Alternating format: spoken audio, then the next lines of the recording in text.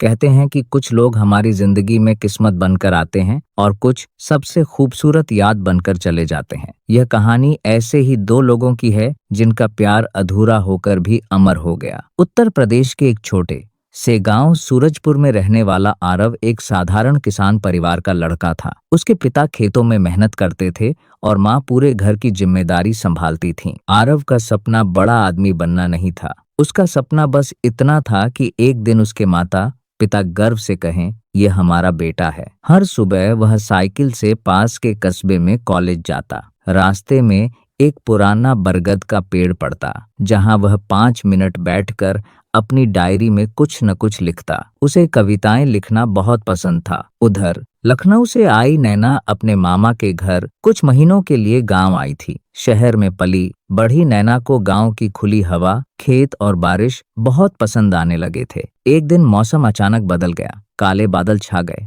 तेज हवा चली और कुछ ही देर में मूसलाधार बारिश शुरू हो गई। आरव अपनी साइकिल रोककर उसी बरगद के नीचे खड़ा हो गया। कुछ ही पलों बाद एक लड़की भागते हुए उसी पेड़ के नीचे आकर रुकी। उसके हाथ में किताबें थीं जो बारिश से भीग चुकी थीं। वह नैना थी। उसने मुस्कुराकर कहा, लगता है बारिश ने हम दोनों को एक ही जगह रोक दिया। आरव थोड़ा झिझका, फिर बोला, बारिश का यही तो कमाल है, ये अजनबियों को भी कुछ देर के लिए अपना बना देती है। दोनों हल्का सा मुस्कुरा दिए। बारिश तेज होती गई। नैना की किताबें पूरी तरह भीगने लगीं। आरव ने बिना कुछ कहे अपना बैग आगे कर दिया। इन किताबों को इसमें रख दीजिए, शायद बच जाएं। नैना ने उसकी ओर देखा। आज के समय में बिना किसी स्वार्थ के मदद करने वाले लोग बहुत कम मिलते हैं। कुछ देर बाद बारिश रुकी। जाते जाते नैना ने पूछा, वैसे आपका नाम? आरव। मैं नैना। शायद फिर मुलाकात हो। आरव ने मुस्कुराकर कहा, अगर किस्मत ने चाहा तो जरूर होगी। नैना चली गई, लेकिन आरव की नजरें तब तक उसी रास्ते पर टिकी रहीं जब तक वह आंखों से ओझल नहीं हो गई। उस रात आरव ने अपनी डायरी में पहली बार किसी का नाम लिखा, नैना। उसे खुद भी नहीं पता था कि यह सिर्फ एक मुलाकात नहीं, बल्कि उसकी पूरी जिंदगी की दिशा बदलने वाली शुरुआत थी। बरसात वाली उस पहली मुलाकात के बाद कई दिन बीत गए। आरव रोज उसी बरगद के पेड़ के पास कुछ देर रुकता। उसे खुद भी नहीं पता था कि वह बारिश का इंतजार करता है या उस मुस्कुराती हुई लड़की का। एक सुबह कॉलेज जाते समय उसने दूर से देखा, नैना उसी रास्ते पर खड़ी थी। उसके हाथ में एक छोटी सी नोटबुक थी। जैसे ही आरव पास पहुंचा, नैना मुस्कुराई। लगता है आज बारिश का इंतजार नहीं करना पड़ेगा। आरव हंस पड़ा, और शायद अब अजनबी बनने की भी जरूरत नहीं। उस दिन दोनों पहली बार साथ साथ कॉलेज तक गए। रास्ते भर खेत, पेड़, गांव की गलियां और छोटी छोटी बातें, उनके बीच अनजाना अपनापन भरती रहीं। धीरे धीरे यह रोज की आदत बन गई। सुबह साथ जाना, शाम को साथ लौटना, रास्ते में चाय की दुकान पर 5 मिनट रुकना और बरगद के नीचे बैठकर बातें करना। एक दिन नैना ने आरव की डायरी देख ली। तुम लिखते हो? आरव थोड़ा झेंप गया। बस, दिल की बातें कागज पर उतर जाती हैं। नैना ने डायरी खोली। उसमें लिखा था, कुछ लोग मिलते ही ऐसे हैं जैसे बरसों से पहचान हो, और कुछ मुस्कानें पूरी जिंदगी की वजह बन जाती हैं। नैना ने धीरे से पूछा, ये किसके लिए लिखा है? आरव मुस्कुराया, जिस दिन सही समय आएगा बता दूंगा। उस जवाब ने नैना के चेहरे पर हल्की सी मुस्कान छोड़ दी, लेकिन उसके दिल में कई सवाल भी जगा दिए। कुछ दिनों बाद गांव में वार्षिक मेला लगा। रंग बिरंगी रोशनियां, झूले, मिठाइयों की खुशबू और ढोल की आवाज से पूरा गांव जगमगा रहा था। नैना ने पहली बार गांव का मेला देखा था। वह हर चीज को बच्चों जैसी खुशी से देख रही थी। आरव उससे गुब्बारे दिला रहा था, कभी कुल्फी खिलाता तो कभी लकड़ी की छोटी सी बांसुरी। शाम ढलने लगी। दोनों विशाल झूले पर बैठे। झूला जैसे जैसे ऊपर जाता,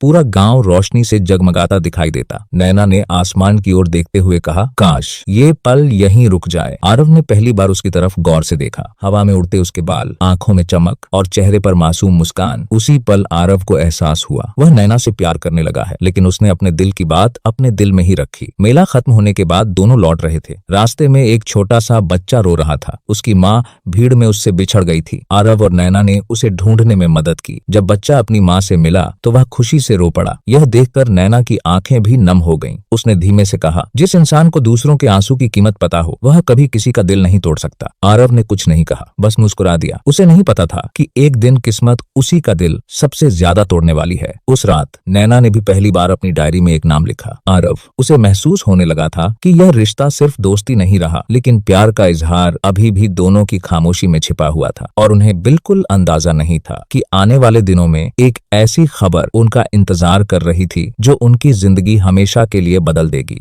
मेले वाली रात के बाद आरव पूरी रात सो नहीं पाया। बार बार वही मुस्कुराता चेहरा उसकी आंखों के सामने आ जाता। अगली सुबह उसने अपनी डायरी बंद की और मन ही मन फैसला किया, अब और नहीं, मैं नैना को अपने दिल की बात बता दूंगा। उसने अपनी कई महीनों की बचत से एक छोटी सी चांदी की अंगूठी खरीदी। वह बहुत महंगी नहीं थी, लेकिन उसमें उसकी सच्ची मोहब्बत छिपी थी। उसने तय किया कि शाम को बरगद के उसी पेड़ के नीचे वह नैना से अपने दिल की बात कहेगा। पूरा दिन उसके लिए जैसे रुक सा गया था। वह बार बार घड़ी देखता रहा। शाम हुई। आरव समय से पहले ही बरगद के नीचे पहुंच गया।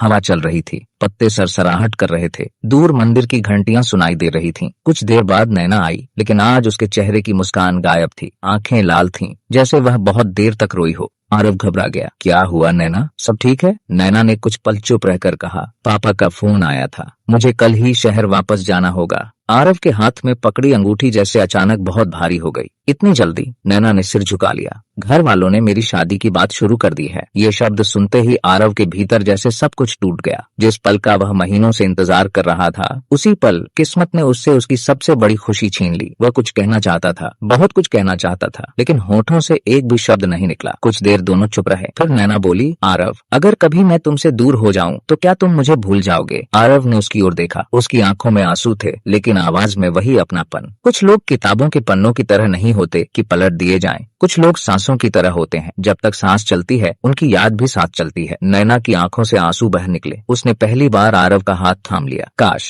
हम थोड़ा पहले मिले होते। आरव ने अपनी जेब में रखी अंगूठी को कसकर पकड़ लिया, लेकिन उसे बाहर नहीं निकाला। वह नहीं चाहता था कि नैना पर कोई और बोझ बढ़े। अगली सुबह पूरा गांव अभी सो ही रहा था। बस अड्डे पर सिर्फ कुछ लोग खड़े थे। नैना बस में बैठ चुकी थी। बस चलने लगी। खिड़की से उसने आखिरी बार पीछे देखा। आरव वहीं खड़ा था। उसने मुस्कुराने की कोशिश की, लेकिन आंखों के आंसू उसकी मुस्कान से ज्यादा सच्चे थे। बस धीरे धीरे दूर होती गई। आरव तब तक वहीं खड़ा रहा, जब तक बस धूल में ओझल नहीं हो गई। उसने जेब से वही छोटी सी अंगूठी निकाली, आसमान की तरफ देखा और धीमे से कहा, शायद प्यार का मतलब हमेशा साथ रहना नहीं होता। कभी कभी पूरी जिंदगी किसी एक की खुशी के लिए चुप रह जाना भी प्यार होता है। उसे नहीं पता था कि यह उनकी आखिरी मुलाकात नहीं थी। किस्मत ने उनके लिए अभी एक और मुलाकात लिख रखी थी, लेकिन उस मुलाकात तक पहुंचने में 7 साल लगने वाले